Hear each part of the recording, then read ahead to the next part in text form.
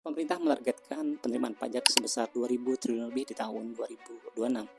Lalu, apakah strategi yang akan dilakukan pemerintah?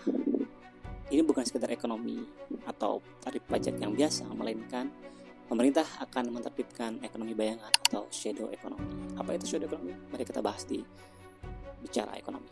Apa itu shadow economy atau ekonomi bayangan, teman-teman? Jadi simpelnya, semua transaksi ekonomi yang tidak tercatat resmi ke negara, seperti transaksi tanpa pajak, usaha tanpa izin, atau pelaporan keuangannya yang tidak tercatat ke negara.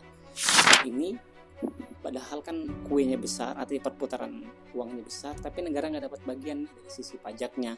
Sehingga dari sisi penerimaan pajak shadow economy ini ada kebolongan. Padahal kalau kita melihat potensi ya pemasukan bagi negara dari sisi pajak ini mencapai 400 triliun, teman-teman, kalau mengacu kepada data Bank Indonesia yang saya dapatkan dari laman resmi atau website Dirjen Pajak atau Direktorat Jenderal Pajak Indonesia tahun 2022. Yang ingin kita ketahui juga adalah atau sisi apa kira-kira yang akan disasar. Setidaknya ada 4, teman-teman.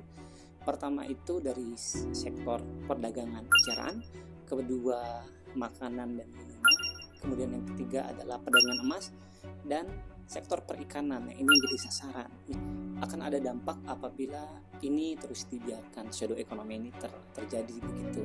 Artinya negara rugi besar, ada peluang besar beratus-ratusan triliun.